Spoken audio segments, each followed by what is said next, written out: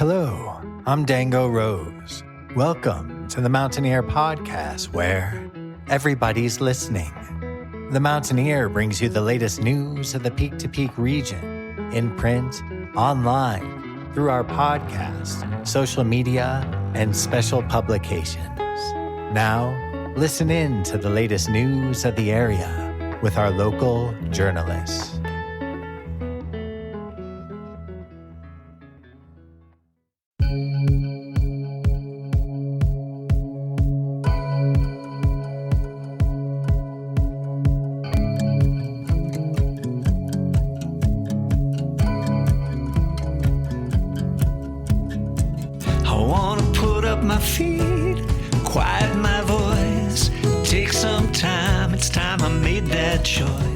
The song that you are currently listening to is called Wired to the Moon, and it's the first and title track of the brand new Moors and McCumber album, which came out in December of 2023. You can stream this song and 9 others wherever you get your music. And be sure to check out Moors and McCumber live at the Gold Hill Inn on July 17th. More details to come, but if you want more information, be sure to head to moorsandmccumber.com. That's moorsandmccumber.com.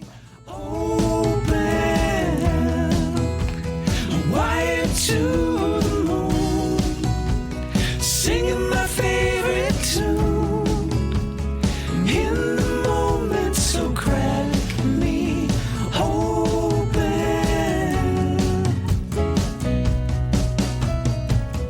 Living here by the sea, thoughts can soar, lungs can breathe. Hello! My name is Jamie Lammers, and welcome to this week's Wednesday retrospective edition of the Mountaineer Podcast, where I release interviews that I didn't initially get to back when I conducted them. At least, that's supposed to be what this series does. Here's the problem. I interviewed today's guest once again under the impression that I had not released our initial interview together. He's been on the podcast even before I interviewed him. See episode 14 if you want to hear more from him after this episode. But I believed that the interview we did together had not been released. However, after looking at the Mountaineer Podcast archives a couple of days ago, I realized that I was wrong. The interview has in fact been edited and published for all of you guys to listen to. So here's what I'm going to do. Instead of airing the original interview and the new interview back to back, I'm going to be airing a highlight from the original interview, and then I'm going to be cutting to the new interview. So it's still kind of a then and now episode, just a little bit shorter than usual. We'll get back to the normal structure next week, I promise. This was just a mishap in my scheduling. But that's okay, we've still got a show from this guy to promote, so let's introduce him again. I am Kort McCumber, live near Gold Hill, and I am one half of the duo Moors and McCumber. The only highlight I really wanted to focus on this time around from your previous interview with me was background. How did you form Moors and McCumber? It actually started, we met each other in Lyons at the Rocky Mountain Folk Fest back in 2005. Stayed in touch, became friends. James Moors is the other half of the duo. He lives in Superior, Wisconsin, way up south shore of Lake Superior, right near Duluth. So he was touring solo at the time, so was I, and we struck up a great friendship, and when he would come to Colorado and play solo shows, if I didn't have a gig, I would go sit in with him and play some mandolin and sing harmony, and then it just kind of grew out of that. We realized all the bar gigs we were playing, people started turning the TVs off that were above our head and started paying attention a little bit more, because even back then, even when we were playing bar gigs, we still were doing pretty much all of our original music. And then once we started writing together, we did our first record, came out end of 2009, early 2010, and it basically was just kind of an excuse to do more duo shows. So pretty much after that first record, our solo careers that we'd worked so hard at, it was hard for us to let those go because that's what we had put so much time and money and effort into. But we realized the smartest thing was to go at it together. Once you find that musical comrade that you get along with off stage as well as the chemistry on stage, you know you have a winning thing going. So that's basically the background I wanted to provide for this time with Kort McCumber. If you wanted to hear the original interview I did with Kort McCumber, the more general interview that we did together, then you can check out the June 26th, 2023 edition of the podcast, which also contains spots on Red Rocks Amphitheater, Scramble Campbell, news briefs, music mentions, and much more. Be sure to check out that episode after listening to this one, of course. Now, let's pretend that we just had a huge, long interview air. Do you mind just reintroducing yourself real quick? Yeah, no problem. I'm Kort McCumber from a musical duo named Moors and McCumber that tour all over the United States, and we do a bunch of trips to Ireland and Scotland as well. So it's great to be on this podcast, my man. I'm actually really glad that you're coming back on the podcast because Moors and McCumber are performing very soon, aren't they? We definitely certainly are. We have a great show at the Gold Hill Inn on July 17th that we tell everybody that it's a great show to come to. It's one of our favorite venues to play in all of the world. That's a special place. My backyard, basically. So it's been a bit since we last talked. I conducted our previous interview on June 15th, 2023, and this interview is June 24th, 2024. So tell me, how have things been going over the last year? Yeah, it's been going great. We released 2 new records, actually. Last time that you and I talked, we had just released a record called Survival, which was a bunch of songs, and then we released an instrumental record called Companion Volume 1. And since then, we released a record called Wired to the Moon, yet again 10 songs, and then another instrumental record, Companion Volume 2. The instrumental records, both Companion Volume 1 and 2, were done a lot up in the Peak to Peak region, which is great. Ties it into the local scene at a good friend of ours, Bird Nest Recording Studio in Rollinsville, Colorado. So I've been working with my good friend Ray Smith, who's also in a duo called the Strange Birds, for over 20 years. We've become really close and good friends and collaborated on many different projects through the years. So it's always great to record in the mountains, but also bring back the music to play it live for people in the area and also play near where I live. So it's great, man. And we've been touring all over the U.S. in that time as well. And a big part of our touring schedule is a lot between here in Colorado and northern Wisconsin. So the other half of the duo, James Moors, lives in Superior, Wisconsin. So we do a lot of stuff in Colorado, through Nebraska, Iowa, Minnesota, Wisconsin. And then one tour a year down to Texas, one tour to Florida in the winter, just where I grew up in Florida, but I've been in Colorado 20 years. And then a big chunk of our year is also over in Ireland and Scotland. So we've been continuing to do all of that, Jamie. It's been great. So I have a question for you regarding all of the things that you've been doing. Releasing all of this music, performing all of those shows, touring around the country and around the world. How do you keep up with it all? What's the secret to your productivity? Well, it's not the easiest thing in the world, but I tell you what, once you choose something and you stick with it, both James and I have been doing this separately for many years. We've both had solo careers, but we've been doing the duo as our main musical life since 2011. But 25 years of both of us doing it. Once it becomes that deeply ingrained in your bones and your soul, and it also then becomes part of your DNA. So it's kind of one of those things where it's not just a profession anymore. It's also a passion, something that's not just, it's a hobby, but also something I love doing is how I get to pay the bills. So when it becomes something like that that's so ingrained, you don't ever look at it where you're thinking, where do I carve out the time to play, practice right? It's a certain thing where it's waking up, you have your coffee, you do stuff around your house, but then you're constantly thinking about it, but you're not trying to, and you're not having to set aside time to do it. It just becomes something that is always a part of your life. This is something that helped me survive. I love being able to express myself through music, through performance, and also through making records. So if I'm not playing on stage, you can basically find both James and I in the studio or with our instruments. And if we're not playing our instruments, it's definitely in the back of our head all the time of writing and thinking about the next thing and drawing from real life experiences and conversations we have with friends and strangers that then colors how we approach the song and the instrumental. And also it's one and the same with how we approach our life. I forgot to listen to our first interview before conducting the second interview, so I needed a reminder as to whether we had talked about your personal background, Kort, how you got started in music in the first place before even meeting James. I think we talked about it a little bit. I've lived out in Colorado since 2003 and made my home in the mountains here near Gold Hill since then. I grew up playing some classical music, but then I kind of abandoned that in my late teens. Went to college just as a lot of other people do. Thought I would figure out what I wanted to do, and what I figured out I wanted to do was play music, and so I taught myself guitar in my early 20s. Started singing, started learning cover songs, playing at bars and dives in Gainesville, Florida. Moved from there to Nashville. Kept pursuing it. Got very serious about it when I made my first record in 98, and then it just kept going. I knew that it was something that I had to do because it definitely felt like a calling. It's one of those things, you have to be a little bit crazy to think that you're going to make your living for the first many, many years. You're on a shoestring budget. You're living out of your van. You're trying to cobble together anything that you can. You take any gig that you can. You play any open mic that you can. And then if you stay at it long enough and you meet the right people, you can kind of turn that into a living. And James and I both separately, not knowing this, were both pursuing that same route. And so when we met in 05, we got chatting about our backgrounds up until that point, and it's like, oh, okay, we've both been doing the same thing in different areas. Why don't we join forces and see what we can do? And it really stemmed for us once we started singing together. And the first time we heard each other's voices, we were drawn to each other, but then once we harmonized, it was one of those things that was very sibling-like harmonies, and you don't get that very often. I was fortunate enough to tour with my sister for years. We had those sibling harmonies, and then to find it in somebody that wasn't blood-related was pretty special. So we just kept in touch, and then from 2011 on, it became became our main thing, and we've been calling ourselves Moors and McCumber since 2011, and have made 11 records, I think, now together, and collaborated on each other's solo records before that, written a lot of songs together, and just felt a massive kinship, man, that it was undeniable. The universe was saying, do it together, guys. People want to listen to you. Do you think your musical stylings have changed since you drifted away from classical music, or do you think they've been influenced in some way by your classical background? It definitely changed, but I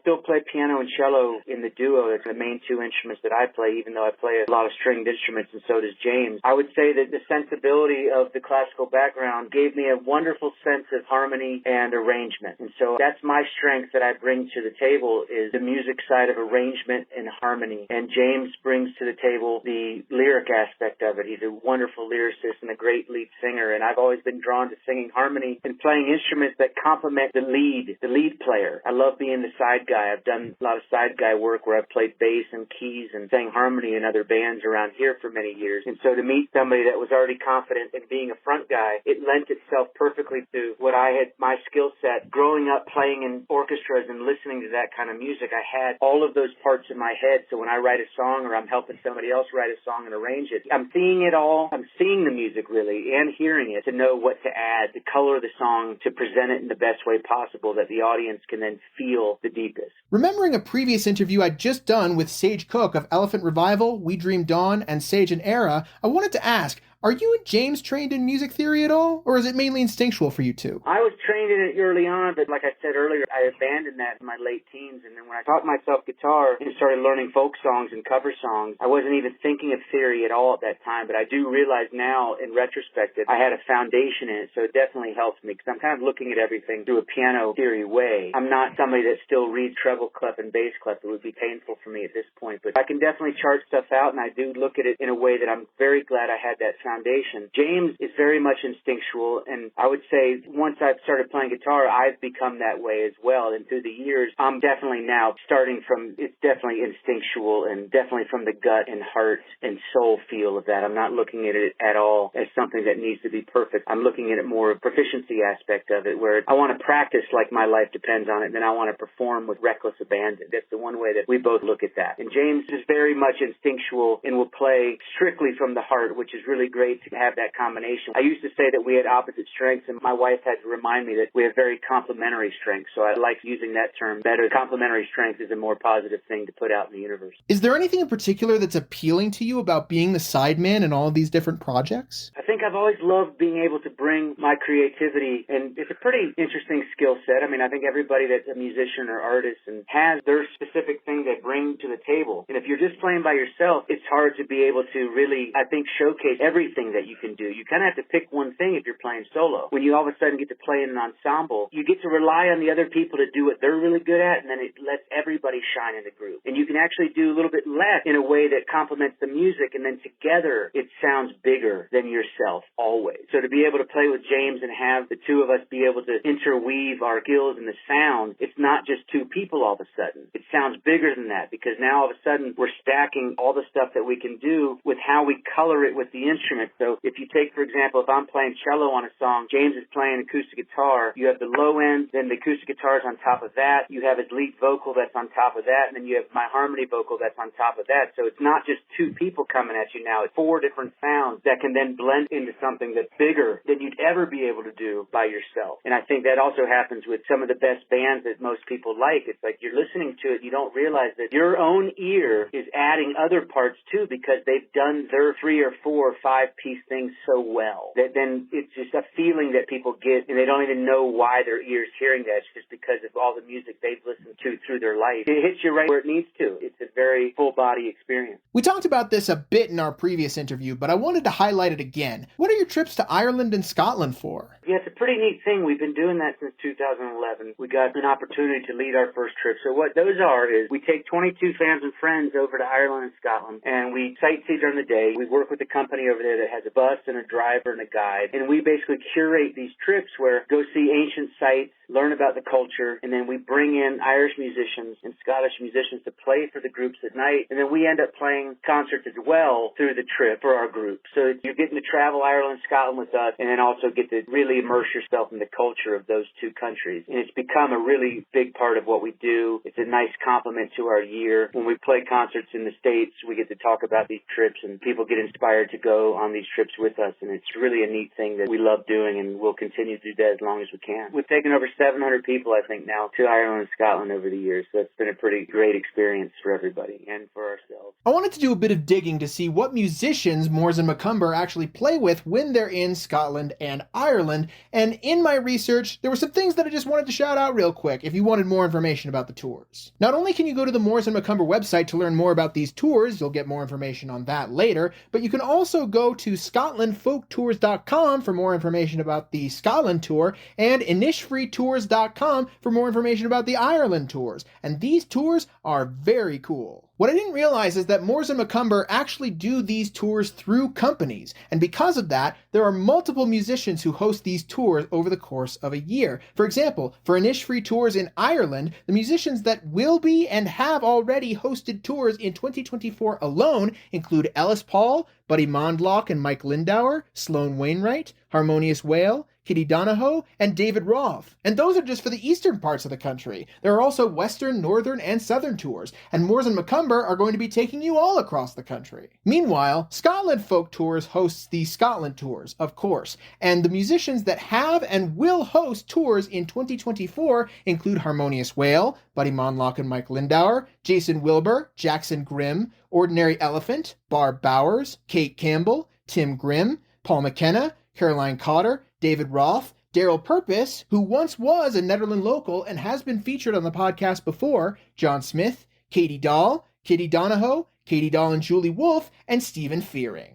One of the musicians that has played with Moors and McCumber in Ireland is Teresa Horgan, who just finished a successful Kickstarter for her brand new album, Amethyst. I also asked Cord after the interview what other musicians he's performed with over the years, and some of these musicians include Donal Hennessy, the founder of the musical group Lunasa, Luca Bloom, the brother of Christy Moore, Pauline Scanlon and Ellis Kennedy from Lumiere, Kathy Jordan from Dervish, and Matt Malloy from the Chieftains. And Scottish musicians include Dougie Pincock from the Battlefield Band, Paul McKenna from Transatlantic Sessions, and Alice Allen from the BBC Scotland Orchestra. I just wanted to shout out other musicians that were involved in this whole process in case you were curious about checking any of them out or learning more about the Ireland and Scotland tours in general. If you check out any of these musicians, make sure you say that the Mountaineer sent you. Sorry to have to do this in the middle of the interview, but if you want to learn more about Moors and McCumber, stay tuned until after the ad break.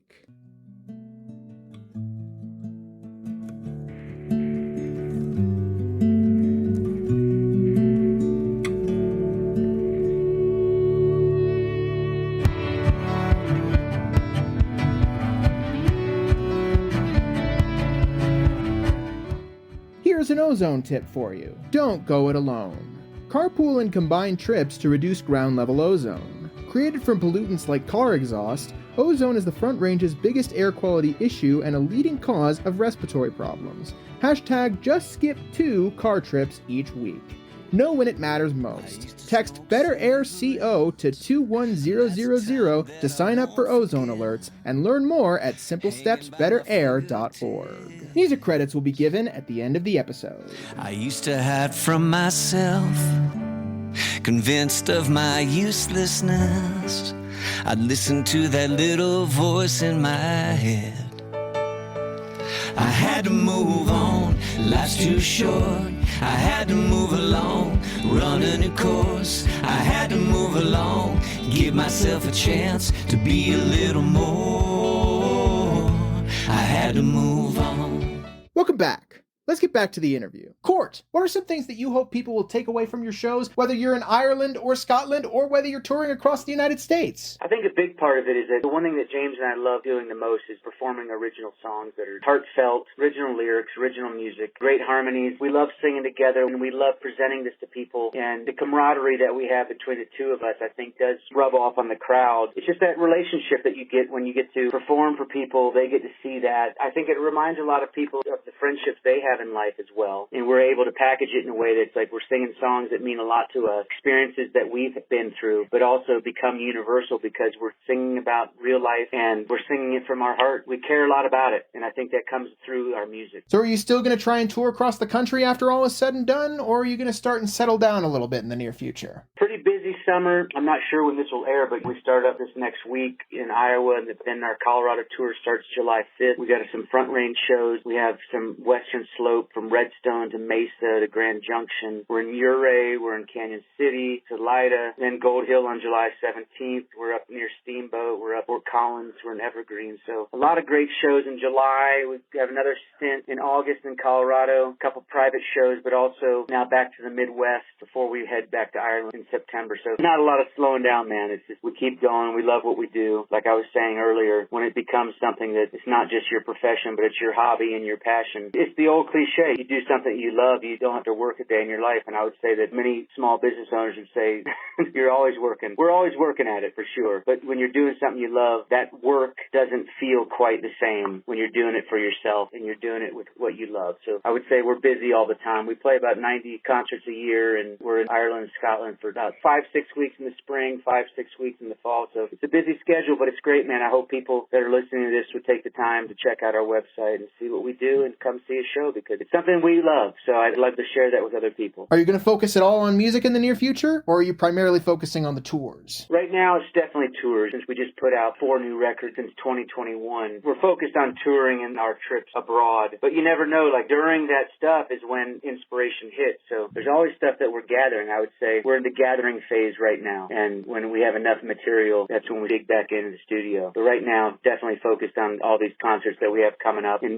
people can check out moorsandmccumber.com to see where we're going to be and where we're at. And it would be great to see people at the Gold Hill Inn show on July 17th for all our mountain friends. Is there anything else you'd like to add before we sign off for the week? I think we got it, man. I think if people want to check out the website, they can learn about the adventure tours to Ireland and Scotland and see our tour dates. I think we covered it, Jamie. Thanks, man. Thank you so much to Kort for coming on board and joining us for the podcast for the 3rd time. We are so excited to have you back once again. James, the invitation is out there. If ever you want to come on the podcast, either by yourself or with Kort, you only have to ask. Hopefully we'll have Kort on for a 4th time as well. In the meantime, be sure to check out Moors and McCumber performing together as a duo at the Gold Hill Inn. That's 401 Main Street in Gold Hill on Wednesday, July 17th, 2024, starting at 5 p.m. And be sure to check out all of the Moors and McCumber projects as well as the solo projects that Kort and James have put out for themselves wherever you get your music. As a reminder, if you want more information about Moors and McCumber as a duo or the upcoming Scotland and Ireland tours, be sure to head to moorsandmccumber.com. And be sure to check out Kort's other appearances on the podcast in episode 14 and in the June 26, 2023 edition. And be sure to check out the Music of the Mountains article that I wrote for Moors and McCumber in the June 22nd, 2023 edition of The Mountain Ear.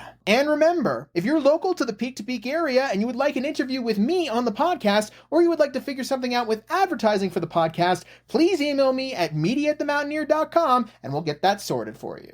That's pretty much it from me. I hope to see you guys back this Friday, July 5th for a very special episode of Music of the Mountains brought to you by the Mountaineer Podcast. And for now, have a very safe and enjoyable 4th of July.